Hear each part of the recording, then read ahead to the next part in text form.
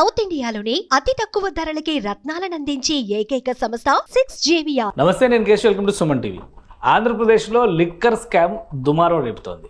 ఓవైపు ఈ కేసులో కీలకమైనటువంటి ముద్దాయిగా పేర్కొంటూ ఎంపీ మిథున్ రెడ్డిని అరెస్ట్ చేయడం, రాజమండ్రి సెంట్రల్ జైల్లో ఉండడం, ఇది ఒకవైపు జరుగుతూ ఉంటే మరోవైపు నుంచి చూసినప్పుడు ఈ కేసుకు సంబంధించి వైసీపీ నేతలు చేస్తున్నటువంటి విమర్శలు, ప్రతి విమర్శలు ఆసక్తికరంగా మారుతున్నాయి. అసలు లిక్కర్ స్కామ్కి ఆద్యుడే చంద్రబాబు అనేటువంటి విమర్శల్లో నిజమెంత?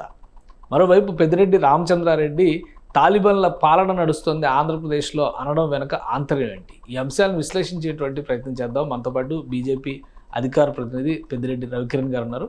రవికిరణ్ గారు నమస్తే. కేశవ్ గారు, మీకు సుమన్ టీవీ వీక్షకులందరికీ నమస్కారం అండి. రవికిరణ్ గారు, ఈ స్కామ్కి సంబంధించి రెండు రకాల భిన్న వాదనలు వినిపిస్తున్నాయి. ఇప్పుడు ముందు నుంచి కూడా కూటమి ప్రభుత్వం ఒకటే మాట చెప్తూ వచ్చింది, ఇది ఒక పెద్ద స్కామ్ జరిగింది, మేము అరెస్టులు చేస్తాను. సో ఆ క్రమంలో అరెస్ట్ జరిగింది అనుకుంటే వైసీపీ నాయకులు చేసినటువంటి వాదన మరో రకంగా కనిపిస్తుంది. అసలు ఏంటి ఈ కేసుకి సంబంధించి మిథున్ రెడ్డి పాత్ర ఏంటి?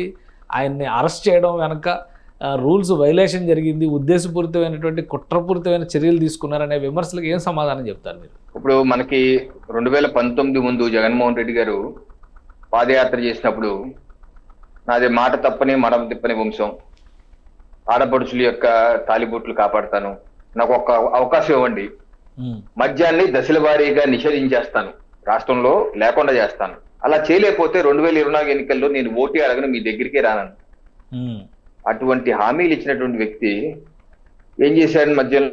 మద్యపాన నిషేధం చేశారండి. ఆ మద్యాన్నే ఆలంబనగా చేసుకుని, ఆ మద్యాన్ని కేంద్రీకృతం చేసి ఒక వ్యవస్థీకృత నేరానికి పాల్పడ్డారు. అంటే 2019కి ముందు ఉన్నటువంటి మద్యం తాగే వాళ్ళకైతే తెలుస్తుంది, 2019 ముందుకున్నటువంటి బ్రాండ్లు 2019 తర్వాత ఉన్నాయా లేవా? సీగ్రామ్ అని, మెక్డోవల్ అని, ఏదైతే ఇంటర్నేషనల్ స్టాండర్డ్స్ ఉన్నటువంటి బ్రాండ్స్ అవి ఉన్నాయా లేవా? లేదు కదా. అలాగే రేట్లు 2019 ముందు ఉన్న రేట్లు ఆ తర్వాత ఉన్నాయా లేవా? 2019 10 రూపాయలు అమ్మితే మీరు 100 రూపాయలకి అమ్మారు కదా. అలాగే నాణ్యత, గతంలో 2019 ముందు నాణ్యత ఏంటి, ఇప్పుడు నాణ్యత ఏంటి? అసలు ఏదో తెలియని ఎన్ని తీసుకొచ్చేసి ఉట్టి స్పిరిట్ తాగించారు కదా. 2019 ముందు మద్యం వల్ల జరిగినటువంటి అనారోగ్యాలు, కిడ్నీలు, లివర్లు పోటాలు ఎన్ని ఉన్నాయి? 2019 తర్వాత ఎన్ని జరిగినాయి? అనేకమైనటువంటి సమస్యలు వరల్డ్ హెల్త్ ఆర్గనైజేషన్ కూడా దాని మీద నివేదికలు ఇస్తున్నారు. సో ఈ రకంగా అన్ని రకాలుగా అటు ప్రజల్ని మోసం చేయటం, నైవంచన చేయటం, ఆరోగ్యాన్ని పాడు చేయటం, వాళ్ళ జేబులు రేట్లకు గొల్ల చేయటం, దీనికి తోడుగా జగన్మోహన్ రెడ్డి గారు ఎనుకో డబ్బులు పోగేసుకోవటం, డిస్టిలరీల నుంచి బెదిరించి డబ్బులు లాక్కోవటం, నిజం కాదా? అలాగే అమ్మకాలు, డిస్టిలరీ నుంచి ఆర్డర్లు ఇచ్చి దాని డబ్బులు లాక్కోవటం, బెదిరించడం, ఇదొక ఎత్తు అయితే, మద్యం దుకాణాలన్నీ ప్రభుత్వ దుకాణాలు చేసి అక్కడ నుంచి క్యాష్ ట్రాన్సాక్షన్స్ చేసి డిజిటల్ ట్రాన్సాక్షన్స్ చేయలేకుండా 1,00,000 కోట్ల వరకు అమ్మకాలు జరిగితే కనీసం 1000 కోట్ల కూడా డిజిటల్ ట్రాన్సాక్షన్ లేవు. అది కాకుండా నాన్ డ్యూటీ పేడ్ లిక్కర్ అమ్మారని చెప్పేసి ఆరోపణలు ఉన్నాయి. ముఖ్యమంత్రి చంద్రబాబు నాయుడు గారు పూర్వ వ్యవస్థ చెప్పారు. ఇటువంటి అన్ని మనం చూసాం. ఇదంతా కళ్ళకు ముందు కనిపించిందే కదా. మరి దీనికి కారణం ఏంటి? మరి దీని వెనకలో లాలూచి ఏంటి? కానీ అన్యాయంగా అరెస్ట్ చేశారు, ఎలాంటి ఆధారాలు లేకుండా, ఇప్పటివరకు అసలు ఎలాంటి ఆధారాలు లేవు, కేవలం కట్టు కథలు తప్పితే ఇందులో ఆధారాలే లేనటువంటి కేసు ఇది అని చెప్పి వైసీపీ నాయకులు చాలా గట్టిగా చెప్తున్నారు. సార్, ఇప్పుడు ఆధారాలు లేవంటున్నారు. మిథున్ రెడ్డి గారికి విషయానికి వస్తాను. ఇప్పుడు మిథున్ రెడ్డి గారు ఏదైతే మా ఎన్డీఏ ప్రభుత్వం లేకపోతే సిట్ అధికారులు విచారించిన తీరు ఒకసారి చూడండి. గతంలో చంద్రబాబు నాయుడు గారిని స్కిల్ కేసులు ఏ రకంగా జగన్మోహన్ రెడ్డి గారి ప్రభుత్వం ట్రీట్ చేసిందండి? రాత్రే కేసు పెట్టి తెల్లవారుజామున వచ్చి అరెస్ట్ చేసేది కదా. కనీసం నోటీస్ కూడా ఇవ్వలేదు కదా, ఇవ్వాల్సిన అవసరం లేదన్నారు కదా. మిథున్ రెడ్డి గారి విషయంలో అలా జరిగిందా అండి? గత 3-4 మాసాలుగా ఒక పౌరుడుగా ఉండవలసిన, ఎక్సర్సైజ్ చేసుకోవాల్సిన హక్కులన్నీ ఆయన వినియోగించుకున్నారు. 2 సార్లు హైకోర్టుకి వెళ్ళారు, 2 సార్లు సుప్రీంకోర్టుకి వెళ్ళారు. సుప్రీంకోర్టు, హైకోర్టు ఈ అరెస్టు, ముందస్తు బెయిల్ ఇవ్వం, మీపై కస్టోడియల్ విచారణ అవసరం అనుకుంటేనే కదా ఈరోజు ఈ అరెస్ట్ జరిగింది. ఇది నిజం కాదా? మీరు మిథున్ రెడ్డి గారు 3/4/2025 హైకోర్టుకి వెళ్ళారండి. రెడ్ పిటిషన్ నెంబర్ 2904/2025 ఆన్లైన్ లో ఎవరన్నా చూసుకోండి. అప్పుడు హైకోర్టు వారు ఏమన్నారంటే, మీ మీద ఇంకా ఎఫ్ఐఆర్ లేదు, ఎఫ్ఐఆర్ లో మీ పేరు లేదు, మీరు ఎందుకు వచ్చారు ఇక్కడికి, అంత భయం ఎందుకు మీకంటే? లేదు, సత్యప్రసాద్ గారు ఏదో వాంగ్మూలాలు ఇచ్చారు, A3గా ఉన్నారు ఆయన ఆధారంగా నన్ను అరెస్ట్ చేస్తారా అని నాకు అనుమానంగా ఉందంటే, అనుమానాలు అటువంటి అనుమానాలతో మీరు కోర్టుకు రాకూడదు, ఆధారాలతో రావాలని చెప్పేసి వెళ్ళిపోమని డిస్మిస్ చేశారు. ఆ తర్వాత ఆయన మళ్ళీ సుప్రీంకోర్టుకి వెళ్ళారు. అది సుప్రీంకోర్టు ఇచ్చినటువంటి జడ్జిమెంట్ చూపిస్తాను మీకు. 13/5/2025 justice Pardiwala and justice Mahadevan supreme court ధర్మాసనం ఇచ్చినటువంటి తీర్పు. సుప్రీంకోర్టుకి వెళ్ళినప్పుడు మిథున్ రెడ్డి గారు ఇదే అన్నారు, మళ్ళీ నన్ను అరెస్ట్ చేస్తే నాకు ముందస్తు బెయిల్ ఇవ్వండి. ప్రభుత్వం ఏమన్నంటే, ఓకే ఈ నెల రోజుల్లో మాకు కొన్ని ఆధారాలు లభ్యమైనవి, ఆ ఆధారాలు సుప్రీంకోర్టు ముందు పెడతాము, మీరు దాన్ని పరిశీలించి తగు నిర్ణయం తీసుకోండి అంటే, సుప్రీంకోర్టు ఇచ్చిన జడ్జిమెంట్ ఏది తెలుసా? మీరు హైకోర్టుకి వెళ్ళినప్పుడు, గతంలో కింద మాసం మీరు వెళ్ళినప్పుడు అప్పటికి ఇంకా మీ పేరు లేదు, ఇప్పుడు మీ పేరు ఉంది కాబట్టి, ఆ తీర్పు పేరు లేని ఆధారంగా ఇచ్చారు కాబట్టి ఇప్పుడు పేరు ఉందంటున్నారు కాబట్టి అగైన్ మేము హైకోర్టు పంపిస్తున్నాం. అట్ ది సేమ్ టైం హైకోర్టుకు కూడా మేము ఇన్స్ట్రక్ట్ చేస్తున్నాం, ఏంటి అన్ని మీరు పూర్వపరాలు పరిశీలిస్తూ సెక్షన్ 18లో పారాగ్రాఫ్ 18లో కూడా ఏమన్నారంటే, సుప్రీంకోర్టు ఏమందంటే, whether the action sought to be taken by the state is on account of political vendetta. ఏదైతే ప్రభుత్వం ఇతని మీద SIT ఏదైతే ఆరోపిస్తున్నారో ఇది కేవలం అతను రాజకీయ దురుద్దేశంతో చేశారా లేదా అన్నది కూడా ఒకసారి పరిశీలించండి, దాని మీద కూడా మీరు విచారణ చేయండి హైకోర్టు ఆదేశించింది. At the same time, the High Court may look into the material that may be shown to prima facie indicating the involvement of the petitioner. చూడండి, పారాగ్రాఫ్ నెంబర్ 18లో రాశారు. ఏదైతే మీరు హైకోర్టు మీరు ఏం చేస్తారంటే, ప్రైమా ఫేసి ఆధారాలు ఉన్నాయో లేవో చూడండి, మొత్తం అన్ని విచారించండి, ఆధారాలతో పాటు ఇది పొలిటికల్ వెండట్టా ఉందో లేదో కూడా చూడండి సుప్రీంకోర్టు ఆదేశించింది హైకోర్టుని. హైకోర్టు దానికి మళ్ళీ కేసు వస్తే high court judgement justice T Mallikarjuna Rao garu 15/7/2025 రాసిన జడ్జిమెంట్ అండి. ఇది మొత్తం 28 పేజీలు 8 పేజీలు ఉంది. దీనిలో చాలా స్పష్టంగా ఈ యొక్క జడ్జిమెంట్ లో అన్ని విషయాలు కూలంకషంగా జడ్జి గారు రాశారు. ఏం రాశారు తెలుసా? ప్రాథమిక ఆధారాలు ఉన్నాయి. ఏ రకంగా ఉన్నాయంటే, మీ కంపెనీ PLR లాజిస్టిక్స్ అన్న కంపెనీ, ఆ కంపెనీలోకి 5 కోట్లు షెల్ కంపెనీ డీకార్ట్ నుంచి వచ్చింది. దీంట్లో రాశారు paragraph 2nd page 4th page లోనే ఉంది. 4th పేజ్ రాశారు, డీకార్ట్ లాజిస్టిక్స్ డబ్బులు వచ్చాయన్నారు. ఆ డబ్బులు అది మీ కంపెనీ కాదంటున్నారు మీరు. మీ కంపెనీ ఏ రకంగా కాదు, మీ మదర్ సిస్టర్ దాంట్లోనే భాగస్వామిగా ఉన్నారు కదా. అయిపోయి మీరు 2024 నుంచి ఎన్నికల ఎఫిడవిట్ లో మీరు ఆ కంపెనీకి 45 కోట్ల రూపాయలు అప్పు పడ్డారని కూడా రాశారు. సో అప్పు పడి ఉన్నదానిగా మీకు సంబంధం లేదని ఎలా అంటారు? అంటే మీరు 2 ఏళ్ల తర్వాత ఇచ్చేసిన డబ్బు ఎనక్కని, 2 ఏళ్ల తర్వాత ఇచ్చేసిన దానికి సరైన కారణం కాదు అన్నారు. The funds were landed through bullion market manipulations, investigation under way in multi layers, ఇన్ని దీంట్లో రాశారండి. అలాగే ఏ రకంగా ఇన్వాల్వ్మెంట్ ఉంది, సత్యప్రసాద్ గారు ఇచ్చిన వాంగ్మూలాలు, మ్యాజిస్ట్రేట్ ఇచ్చిన వాంగ్మూలాలు ఎన్ని ఉటంకిస్తూ జడ్జి గారు పారాగ్రాఫ్ నెంబర్ 44 లో చాలా స్పష్టంగా రాసింది ఏంటంటే, it cannot lose sight of serious allegations levied by the prosecution and the evidence collected during the investigation and produced before this court, which prima facie reveal the petitioner role in the offense in question. ఏ ఆధారాలు అయితే petitioner అంటే అయితే ఈ ప్రభుత్వం ఏ ఆధారాలు అయితే మా దగ్గర ఉంచిందో ఆ ఆధారాన్ని బట్టి ఇక ప్రాథమిక ఆధారాలు ఉన్నట్టుగా కనిపిస్తున్నాయి. అండ్ గివెన్ దీ సర్కమ్స్టాన్సెస్, ఈ పరిస్థితుల్లో custodial interrogation is deemed essential to confront the petitioner with the gathered evidence and to unravel the broader conspiracy involved in this scam అని చెప్పి రాశారు. అంటే ఉన్న పరిస్థితుల్లో మా దగ్గర ఆధారాలు బట్టి ఇక్కడ ప్రాథమిక ఆధారాలు ఉన్నాయి అని కనిపిస్తుంది. అందుకని ఈ వ్యక్తి యొక్క కస్టోడియల్ ఇంటరాగేషన్ అవసరం అని చెప్పి మేము భావిస్తున్నాము. Consequent the petition is dismiss. అందుకని ఈ పిటిషన్ ని ఏదైతే మిథున్ రెడ్డి గారు ముందస్తు బెయిల్ కావాలని చెప్పి వేశారో దాన్ని మేము డిస్మిస్ చేస్తున్నాం అని చెప్పి హైకోర్టు చాలా స్పష్టంగా ఇచ్చినటువంటి తీర్పు.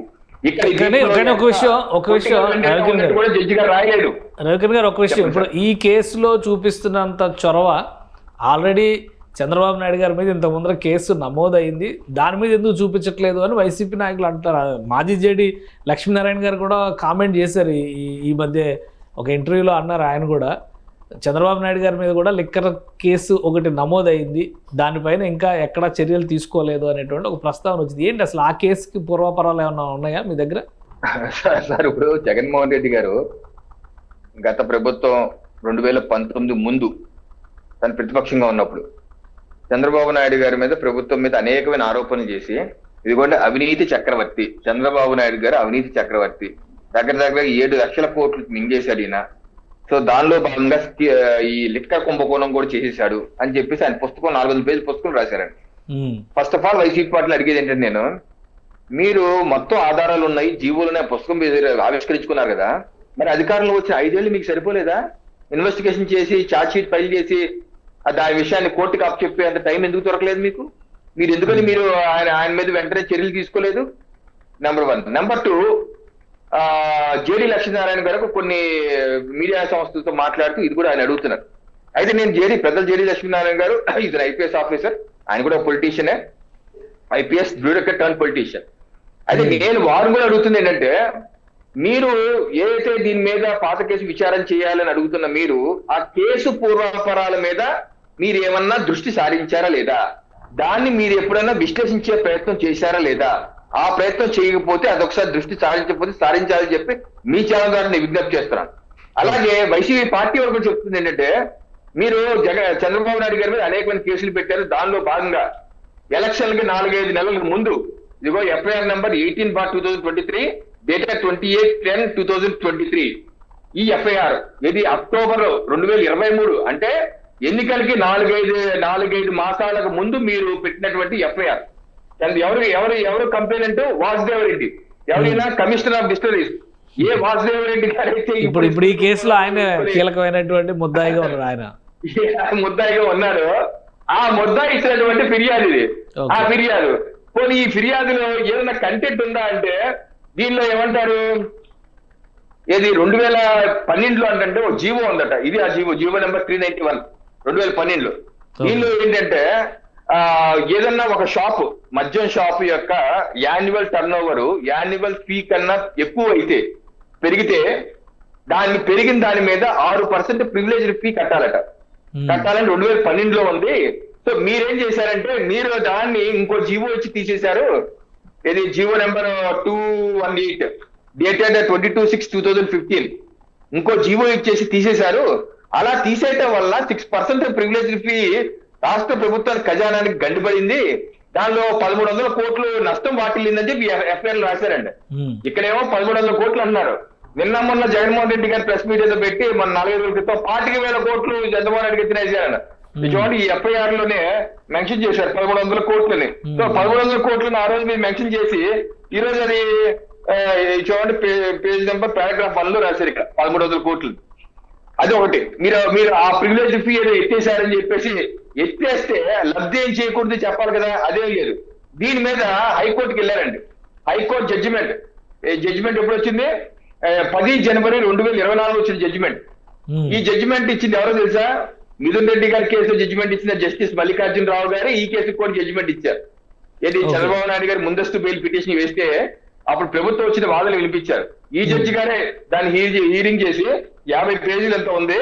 దీనిలో జడ్జి గారు కొన్ని సూటి ప్రశ్నలు అడిగారు ప్రభుత్వాన్ని. అప్పటి ప్రభుత్వం జగన్మోహన్ రెడ్డి గారు పారాగ్రాఫ్ నెంబర్ 82లో ఏమడిగారంటే, the mere fact that previous government belonged to a different political dispensation than the current one does not warrant suspicion unless prima facie evidence supports such skepticism.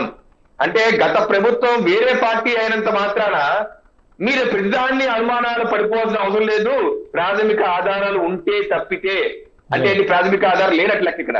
The court acknowledges that an unexplained delay of 4 years as evident in the present case can be a valid consideration for granting anticipated bail. October 2023లో ఎప్పుడది 4 ఏళ్ళు దాటాక మీరు case పెట్టారు. 4 ఏళ్ల వరకు ఎందుకు wait చేశారు మీరు? ఆ గ్రౌండ్స్ అవుట్ చాలు యాంటిసిపేటెడ్ బెయిల్ ఇవ్వడానికి. ద యాటిట్యూడ్ పారాగ్రాఫ్ నెంబర్ 85 రాశారు. The attitude to arrest first and then proceed with the rest is despicable. మీ యొక్క యాటిట్యూడ్ ఎలా ఉందంటే ముందు అరెస్ట్ చేస్తాను తర్వాత విచారిస్తానని చెప్పి అంటున్నారు. ఇది కరెక్ట్ కాదు. డిస్పికబుల్ అంటే ఏమైనది. అలాగే పారాగ్రాఫ్ నెంబర్ 86 రాశారు. 87లో the report suggest a need to collect prima facie material to establish the petitioner commission of the illegal offence. మీ రిపోర్ట్లు ఏమి రాస్తున్నారు? ప్రాథమిక ఆధారాల కోసం మేము ఈయన అరెస్ట్ చేయాలి అని చెప్పి అంటున్నారు. అసలు ప్రాథమిక ఆధారాల కోసం అరెస్ట్ చేయడం ఏంటి? Considering the nature of the accusation against the petitioner the court finds custodial interrogation for this petition is not required to conduct further investigation. ఇవన్నీ చూస్తే అసలు మీ కస్టోడియల్ ఇంటరాగేషన్ అక్కర్లేదు, దీనిలో ఏం విషయం లేదు కాబట్టి మీరు యాంటిసిపేటెడ్ బెయిల్ ఇచ్చేస్తానని చెప్పి అన్నారు. చూడండి ఇందాక నేను చూపించిన జడ్జిమెంట్ లో అన్ని కారణాలు మెన్షన్ చేసి ప్రాథమిక ఆధారాలు ఉన్నాయి కాబట్టి మిమ్మల్ని కస్టోడియల్ ఇంటరాగేషన్ చేయాల్సి వస్తుంది అని చెప్పి జడ్జిమెంట్ ఇస్తే 10 జనవరి 2024లో చంద్రబాబు నాయుడు గారి మీద పెట్టిన తప్పుడు కేసులో ప్రభుత్వ కోర్టులో స్పష్టంగా తేలిపోయింది ఏంటంటే అసలు ప్రాథమిక ఆధారాలు లేవు ప్రభుత్వం దగ్గర, వృత్తి పుణ్యానికి కేసు పెట్టారు. కానీ జేడి లక్ష్మీనారాయణ గారు ఇది జేడి లక్ష్మీనారాయణ గారిని నేను విజ్ఞప్తి చేస్తున్నాను. అయ్యా మీరు చూడండి, మీరు చూసి కావాలంటే విశ్లేషించండి. అక్కడికి మీరు సాటిస్ఫై కాకపోతే వెళ్ళి కోర్టుగా మీరు అప్పీల్ చేయండి, హైకోర్టుకి అప్పీల్. ఒక రెస్పెక్టబుల్ సిటిజన్ లాగా if you dare enough, I challenge you, if you dare enough, go and appeal in the High Court. And also I request you as a responsible citizen to go through the judgment of this judgment copy. Mallikarjuna Rao garu 10 జనవరి 2024 ఇచ్చే judgement దయచేసి చదవండి. మీరు దాన్ని బాహాటంగా మీడియాలో కూడా తెచ్చి పెట్టండి, దానిలో మీరు విశ్లేషించండి, నిజాలు చెప్పండి. అంతేగాని ఏదో వైసీపీ పార్టీ ఏదో చెప్తున్నారు కాబట్టి మనం కూడా ఏదో అనేస్తే అటు ఇటు రెండు పక్కలు చెప్పినట్టు ఉండితే అని చెప్పి ఒక స్టాండ్ తీసుకున్నట్టుగా కనపడుతుంది సార్. మీరంటే మాకు గౌరవం, దయచేసి మరోసారి రివ్యూ చేసుకోవాల్సిందే విజ్ఞప్తి చేస్తున్నాను. రైట్. ఒకటి రవికిరణ్ గారు, ఇప్పుడు పెద్దిరెడ్డి రామచంద్రారెడ్డి గారు చేస్తున్నటువంటి వాదన చూస్తే ఆంధ్రప్రదేశ్లో తాలిబాన్ రాజ్యం నడుస్తుంది, కనీసం స్వేచ్ఛగా మాట్లాడుకునే వాతావరణం కూడా లేదు. రాజమండ్రి సెంట్రల్ జైలుకి వెళ్ళారు ఆయన, మిథున్ రెడ్డిని పరామర్శించడానికి ములాఖత్ ఉంది ఇవాళ. సో ఆయన చేసిన కామెంట్స్ చాలా హాట్ కామెంట్స్గా కనిపిస్తున్నాయి. నిజంగా ఆంధ్రప్రదేశ్లో ప్రజాస్వామ్య వాతావరణం లేని పరిస్థితి, నిరంకుశ రాజకీయ విధానాలు అనుసరిస్తున్నటువంటి లేదా అధికారంతో అణిచివేసేటువంటి వ్యూహాలు అనుసరిస్తున్నటువంటి పరిస్థితి ఉందా? అసలు తాలిబాన్ రాజ్యం గురించి మాట్లాడే నైతిక హక్కు మాజీ మంత్రి పెద్దిరెడ్డి రామచంద్రరావు గారికి ఉందా అని అడుగుతున్నాను. రామచంద్రారెడ్డి గారికి ఉందా అని అడుగుతున్నాను. తాలిబాన్ రాజ్యం అంటే రామచంద్రారెడ్డి గారు ఏ రకంగా రామచంద్ర యాదవ్ పొంగనూరు నియోజకవర్గంలో మీ రాజకీయ ప్రత్యర్థి మీద ఇంటి మీద దాడులు చేసి మొత్తం ధ్వంసం చేశారో అది తాలిబాన్ రాజ్యం.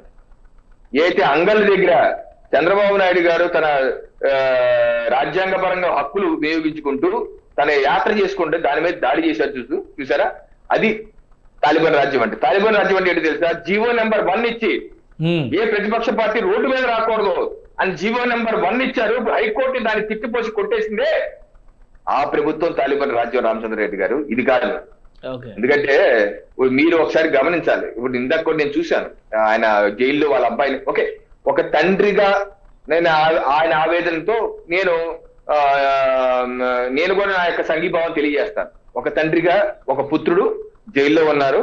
ఏదన్నా ఆబ్వియస్ గా ఒక తండ్రికి తన పుత్రుడు తన పాప గాని జైల్లో ఉండి చూస్తే ఒక ఆవేదన కలుగుతుంది, బాధ కలుగుతుంది. ఆ బాధతో నేను ఏకీభవిస్తాను. కానీ ఒక రాజకీయ నాయకుడిగా మీరు ఏదైతే ఆరోపణలు చేస్తారో దాన్ని పూర్తిగా విభేదిస్తాను.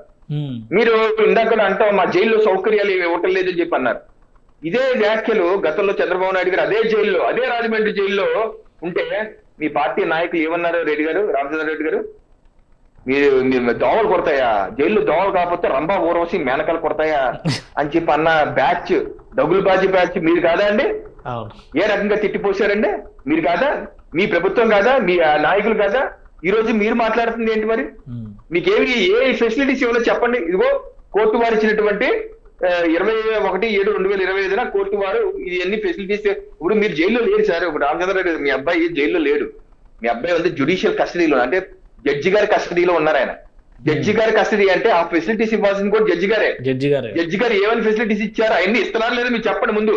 మీకు ఇచ్చిన ఫెసిలిటీస్ ఏంటి? ఇక్కడ iron pillow apart from separate room, western commode, home cooked food items, bench, ఇంటి నుంచే బ్రేక్ఫాస్ట్, లంచ్, డిన్నర్ కూడా ఇంటి నుంచే, పర్మిట్ మెడిసిన్స్, ఆయన మెడిసిన్స్, నాజిల్ డ్రాప్స్ తో పాటుగా pillow with certain mosquito net కూడా ఇచ్చారు. అయ్యా మస్కిటో నెట్ దోమతెర కూడా ఉంది సార్, అది ఉంది. అది యోగా మ్యాట్, యోగా చేసుకునే మ్యాట్ కూడా ఉంది.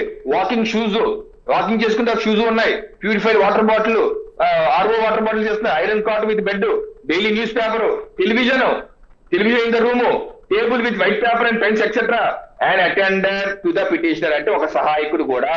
అండ్ దెన్ 2 అడ్వకేట్స్ వీక్లీ, ఒక వారంలో 5 సార్లు కలవచ్చు. ఇద్దరు అడ్వకేట్లు 5 సార్లు, వారంగా 5 సార్లు కలవచ్చు. ఇన్ని ఫెసిలిటీస్ జడ్జి గారు ఇచ్చినా కూడా, ఇన్ని సౌకర్యాలు అన్ని సౌకర్యాలు ఇచ్చినా కూడా మీరు జైల్లో సౌకర్యాలు లేవు అంటే జడ్జి గారిని తిట్టిపోస్తున్నారు సార్. మీరేమో ప్రెస్ మీట్ లో మా ప్రభుత్వాన్ని తిట్టిపోస్తున్నారు. ప్రభుత్వాన్ని కాదు మీరు తిట్టిపోయాల్సింది జడ్జి గారిని. ఈ కేసులో కన్క్లూజన్ ఎప్పటిలోగా రావచ్చు? ఎందుకంటే ఎన్నో కేసులు చూస్తా ఉన్నాము. ఆల్రెడీ ఛార్జ్ షీట్లు వేశారు కాబట్టి రాజ్ రెడ్డి లాంటి వాళ్ళందరూ మళ్ళీ బెయిల్ పిటిషన్స్ మూవ్ చేసుకుంటున్నారని కూడా వస్తుంది ఇన్ఫర్మేషను. సో ఏంటి ఈ కేసు ఫ్యూచర్ ఎలా ఉండొచ్చు, ఎంతకాలంలో తేలే అవకాశం ఉంటుంది? అంటే సార్ ఇప్పుడు ప్రాథమిక ఛార్జ్ షీట్ అయితే ఫైల్ చేశారు 305 పేజీలు. దానిలో రకరకాల అంశాలు ప్రస్తావించారు. అలాగే 131 పేజీలో కూడా అంతిమంగా ఈ డబ్బులు then chief minister Jaganmohan Reddy గారి దగ్గరికి వెళ్ళి అని చెప్పి కూడా రాశారు. ఇంకో నా దగ్గర ఛార్జ్ షీట్ రిపోర్ట్ లేదు కానీ రిమాండ్ రిపోర్ట్ ఉంది. మిథున్ రెడ్డి గారి రిమాండ్ రిపోర్ట్ ఇది, పోలీసులు కోర్టులో సబ్మిషన్ రిమాండ్ రిపోర్ట్. దీనిలో కూడా ఏం రాశారంటే పారాగ్రాఫ్ నెంబర్ 41 లో ద ప్రొసీడ్స్ అంటే లంచాలు వేర్ కలెక్టెడ్ బై A1 అంటే కసిరెడ్డి రాజశేఖర రెడ్డి కలెక్ట్ చేశారు and routed to Mithun Reddy and Vijayasai Reddy and Govindappa Balaji before reaching the then chief minister. అంటే అప్పటి ముఖ్యమంత్రి జగన్మోహన్ రెడ్డి గారికి వచ్చే ముందు ఇదంతా ఇలా కసిరెడ్డి రాజశేఖర రెడ్డి కలెక్ట్ చేశాడు, మిథున్ రెడ్డికి ఇచ్చాడు, విజయసాయి రెడ్డి నుంచి బాలాజీ గోవిందప్ప నుంచి జగన్మోహన్ రెడ్డి ఇచ్చారని చెప్పి రాస్తున్నారు. ఇక దీన్ని రాయటం బట్టి నాకు అర్థమవుతుంది ఏంటంటే ప్రాథమికంగా జగన్మోహన్ రెడ్డి గారికి ఇన్వాల్వ్మెంట్ ఉందని చెప్పేసి ఎస్ఐటి అధికారులు భావిస్తున్నారు. మరి ఇప్పటి వరకు ఆయన FIR లో ఆయన నిందితుడిగా పేర్కొనలేదు. ఇప్పటి వరకు ఎందుకు పేర్కొనలేదు అన్నది బహుశా వారికి ఇంకా సఫిషియెంట్ ఎవిడెన్స్ కోసం వెయిట్ చేస్తున్నారు అనుకుంటున్నాను. లేకపోతే మిథున్ రెడ్డి గారిని విచారించాక ఫర్దర్ ఎవిడెన్స్ వచ్చాక ఆ ఎవిడెన్స్ కొలాబరేట్ చేసుకొని ఆ ఎవిడెన్స్ అన్ని క్రోడీకరించుకొని అప్పుడు ఇంకా పకడ్బందీగా ఎందుకంటే దీంట్లో మెన్షన్ చేశారు కాబట్టి మెన్షన్ చేయకపోతే మనం ఏం చెప్పలేం, అది జగన్మోహన్ రెడ్డి. సో నాకు తెలిసి అయితే ఈ కొలాబరేట్ చేసుకొని ఈ ఎవిడెన్స్ అన్ని పెట్టుకొని జగన్మోహన్ రెడ్డి గారి వరకు వెళ్తారనుకుంటున్నాను నేనైతే. వెళ్ళినప్పుడు ఆయన కూడా విచారించి అప్పుడు ఫైనల్ గా ఛార్జ్ షీట్ అయినా ఫైల్ చేస్తారు. బహుశా నాకు తెలిసి ఇది 6 నెలల వరకు ఎందుకంటే ఇది ఆర్థిక నేరం కేశవ్ గారు. ఆర్థిక నేరం విషయాల్లో ఏంటంటే డాక్యుమెంటరీ ఎవిడెన్స్ ముఖ్యం. అలాగే మనీ రూట్, ఏ రకమైన మనీ ట్రైల్, ఎక్కడి నుంచి ఎక్కడికి వెళ్ళింది, ఏ షెల్ కంపెనీకి వెళ్ళింది ఇంపార్టెంట్. అలాగే ఆ డబ్బులు కూడా లంచాలు కూడా 63 కోట్లు ఆల్రెడీ అటాచ్ చేశారు. లంచాల డబ్బులు ఆల్రెడీ పట్టుకున్నారు, కొంత 63 కోట్లు అటాచ్ చేశారు. సో మిగతా అమౌంట్ పరిస్థితి ఏంటి? సో ఇవన్నీ కొంత టైం పడుతుంది. ఆబ్వియస్ గా కనీసం ఒక 6 months అయితే టైం పడితే పూర్తి పిక్చర్ రావడానికి టైం పడుతుంది. అది కాకుండా ఇప్పటి వరకు SIT చూస్తుంది ఒక వంతే, ఇది డిస్టిలరీస్ నుంచి వీళ్ళు డబ్బులు వసూలు చేసిన కానీ అమ్మకాల సైడ్ ఇంకా మొదలు పెట్టలేదు. ఇది మద్యం దుకాణం నుంచి అమ్మారు, క్యాష్ రూపంలో 1,00,000 కోట్లు అయినాయి. ఆ డబ్బులు జమ అయినాయి లేదా? దానిలో ఎన్ని నాన్ డ్యూటీ పేడ్ ఎక్కడ అమ్మారు, ఎంత నాన్ డ్యూటీ పేడ్ 5,000 కోట్లు ఉంది. ఆ డబ్బులు జమ కాకపోతే ఆ డబ్బులు ఏమయ్యాయి? ఆ second enter the dragon second part 2 కూడా ఉంది. ఆ పార్ట్ 2 కూడా తెలవాల్సిన అవసరం ఉంది కేసు గారు. రైట్. థ్యాంక్ యూ రవికిరణ్ గారు విశ్లేషణ అందించినందుకు. ఇది లిక్కర్ స్కామ్ కు సంబంధించి ఆంధ్రప్రదేశ్లో జరుగుతున్నటువంటి రాజకీయ రాద్ధాంతం కేవలం రాజకీయ అంశంగా చూడడానికి అవకాశం లేదు. ఆధార సహితంగా కోర్టులు ఇచ్చినటువంటి డైరెక్షన్స్ మేరకే విచారణ జరుగుతుందని రవికిరణ్ గారు విశ్లేషిస్తున్నారు. మరోవైపు నుంచి పెద్దిరెడ్డి రామచంద్రారెడ్డి చేసినటువంటి ఆరోపణలన్నీ కూడా అర్ధరహితమైనటువంటి ఆరోపణలు. 6 నెలల సమయంలో అన్ని విషయాలు మరింత స్పష్టంగా ప్రజల ముందరకు వస్తాయని ఆయన విశ్లేషిస్తున్నారు. ఇది special discussion. Keep watching. Suman టీవీలో మీ పర్సనల్ అండ్ బిజినెస్ ప్రమోషన్స్ కోసం కింది నెంబర్కి కాంటాక్ట్ చేయండి.